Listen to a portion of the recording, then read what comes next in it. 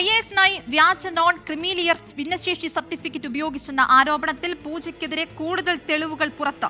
ഭിന്നശേഷി സർട്ടിഫിക്കറ്റായി ഉപയോഗിച്ചത് വ്യാജ മേൽവിലാസം. അതേസമയം പൂജ ഗദ്കറിനെ മുസൂറി IAS അക്കാദമിയിലേക്ക് തിരിച്ചു വിളിച്ചു. മഹാരാഷ്ട്രയിലെ പരിശീലനം നിർത്തി 23-ന് മുൻപ് തിരിച്ചെത്താനാണ് നിർദ്ദേശം. സംഭവത്തിൽ മഹാരാഷ്ട്ര സർക്കാരും പൂജ ഗദ്കറിനെതിരെ അന്വേഷണം തുടങ്ങി.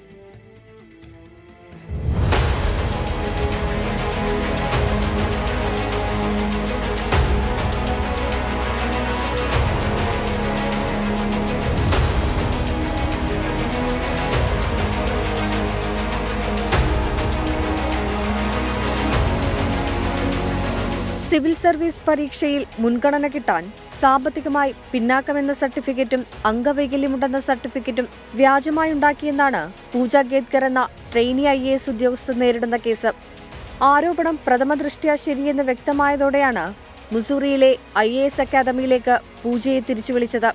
അതിനിടെ വ്യാജ ഭിന്നശേഷി സർട്ടിഫിക്കറ്റ് ഉണ്ടാക്കാൻ വ്യാജ മേൽവിലാസം ഉപയോഗിച്ചെന്നും പരിശോധനയിൽ കണ്ടെത്തി. പൂജയ്ക്കെതിരെ ആഭ്യന്തര അന്വേഷണവും തുടരുകയാണ്. ഇതിനിടെയാണ് മുസൂറിയിലേക്ക് പൂജയെ തിരികെ വിളിച്ചത്. പരിശീലനം തൽക്കാലം നിർത്തിവെക്കാനാണ് നിർദ്ദേശം.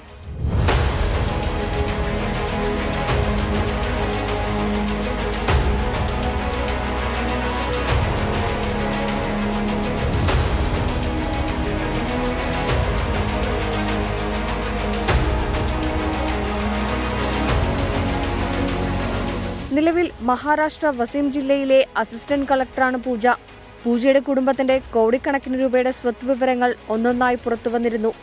40% വൈകല്യം തെളിയിക്കാനായെങ്കിൽ മാത്രമേ സിവിൽ സർവീസിൽ മുൻഗണന ലഭിക്കൂവെന്നിരിക്കെ പൂജ നൽകിയ സർട്ടിഫിക്കറ്റും വ്യാജമെന്നാണ് സൂചന. ഡൽഹി എയിംസിൽ ഇത് പരിശോധിക്കാൻ പലവട്ടം ആവശ്യപ്പെട്ടിട്ടും പൂജ ഒഴിഞ്ഞുമാറുകയായിരുന്നു. BJP നേതാവ് പങ്കജ മുണ്ടയുടെ നേതൃത്വത്തിലുള്ള ഗോപിനാഥ് മുണ്ടെ പ്രതിഷ്ഠ എന്ന സംഘടനയ്ക്ക് പൂജയുടെ അമ്മ 12 ലക്ഷം രൂപ സംഭാവന നൽകിയതിന്റെ തെളിവും ഇന്ന് പുറത്തുവന്നു.